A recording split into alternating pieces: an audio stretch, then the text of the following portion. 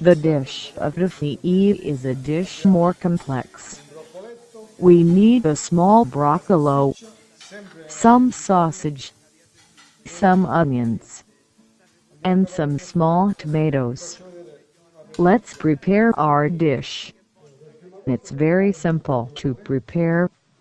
First of all, let's take our small broccolo and let's boil it in the water, adding some salt in the water. In the meantime, let's take our onion and let's slice it, and then let's cook it. Let's switch on the flame and let's brown well the onions.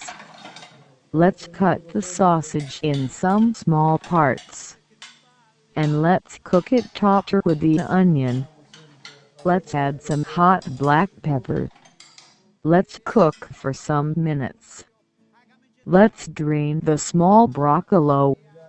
It must not be too cooked, otherwise our dish will not be good. More 5 minutes, and the dish is ready.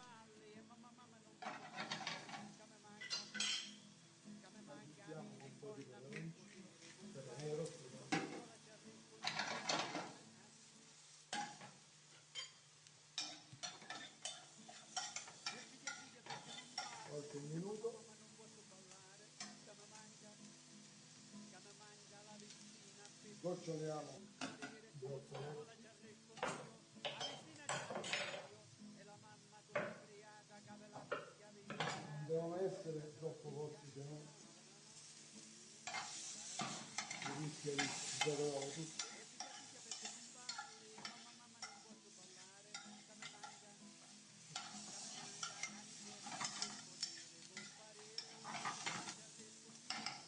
Cinque minuti ancora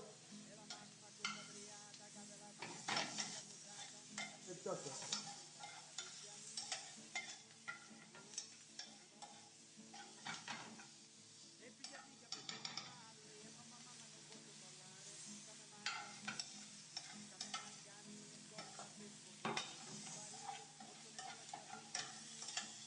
Ecco fatto.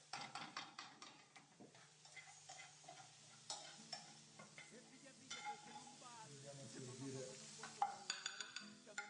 la cipolla, i broccoletti costicci.